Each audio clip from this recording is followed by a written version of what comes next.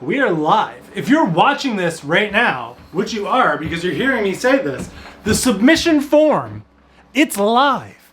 You can put your build that you're saying you want to build to try and win. It's live. There's a link right below. This took forever to put together, and by forever I mean I learned how to create a submission form, build pages on my website, create a file so that you can, it's all there. Tell me what you want to build with your crappy start of a bike, and you might make it into the top 20. The 20 people who are in the contest. The bike build-off, the Spindatt Trash or Bash bike build-off. To win stuff.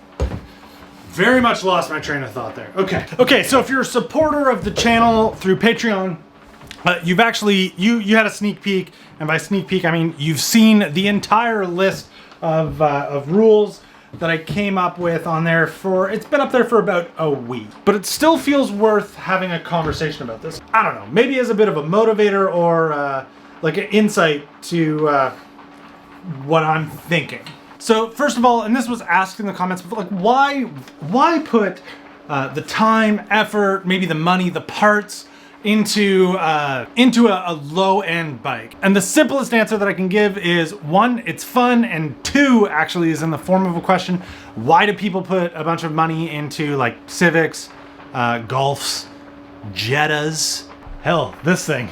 And in my opinion, the cycling world, it's not something that people do to bicycles enough. That is 100% the reason that I want to get people messing with, customizing, and completely getting out of their comfort zone with something that's like particularly undesirable to start with. If you can build an 800 horsepower drag car out of a Mark III Golf, you can make a bike like this pretty cool, I think.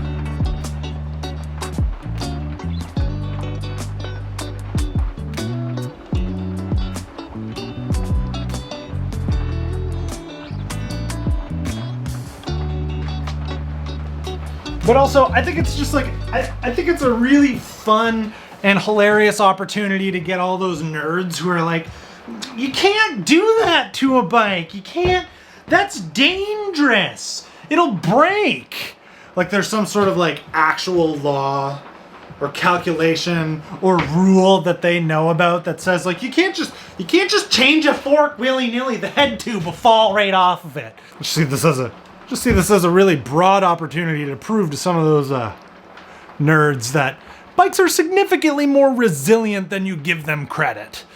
They're pretty strong pieces of triangles welded together. Two really good examples of this coming right up. BMX bike. So I did it with the old but really homemade. As you see, this is a GT race frame that I use it because I went over the BD.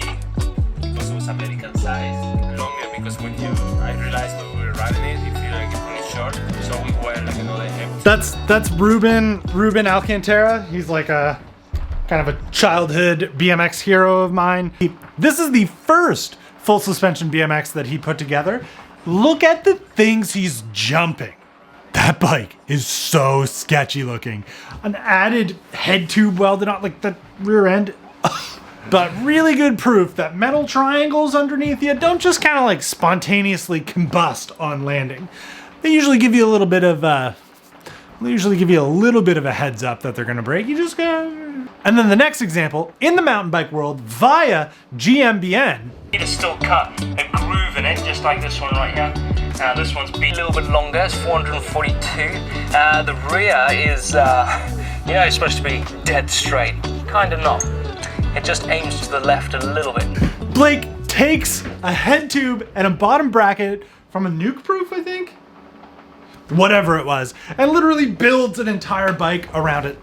So good. I recommend watching both of those things.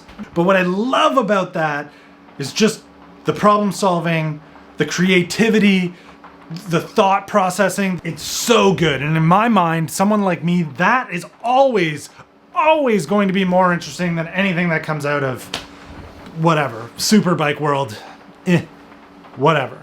Doing stuff like this, going further, cutting stuff off, welding, painting, putting different parts on, not worrying about geometry and just going for it. So good. That is why we're doing this. So hopefully our contest, the Spindatt Trasher Bash, can be that just a different part of the cycling industry. Anyway, all the rules, the deadlines, the date deadlines, and the way everything will roll out. All of the prizes that are provided by Park Tool, they're listed for first, second, and third place finishers. They're listed there. You'll know exactly what you get if you finish in those positions. Panaracer is on board. We just haven't picked anything yet, but I will update you as we go. Really excited to see what everybody's going to come up with.